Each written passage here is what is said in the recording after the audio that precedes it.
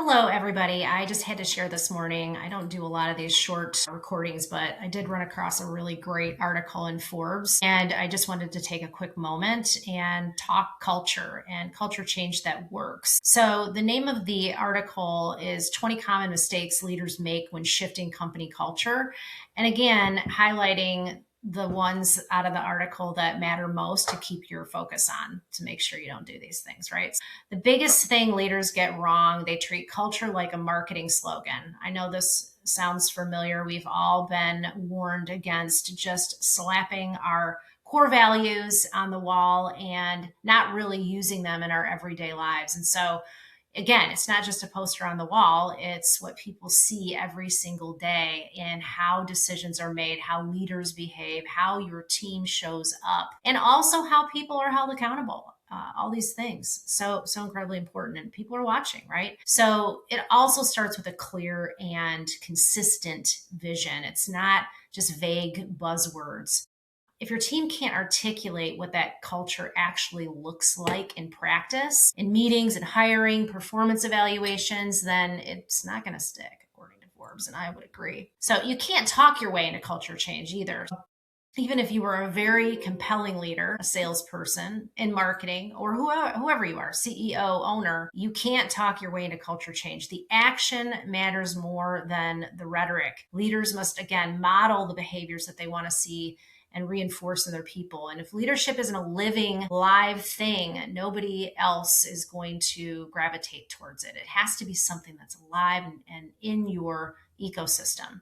That means that the hard work, the tough decisions, the tough feedback, and yes, sometimes letting people go when they undermine your cultural goals, all really important. A great piece of advice there.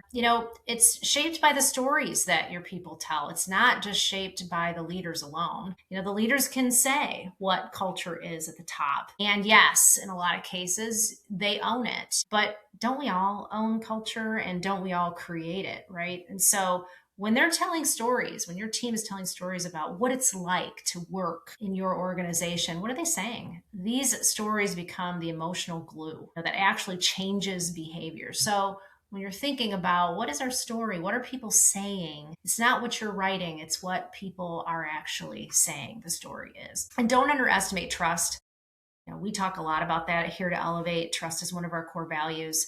Without it, consistency dies. People check out, right? They aren't engaged, or worse, they're going to resist the shift. So, trusting that people are going to do the right thing first before they don't is really, really important.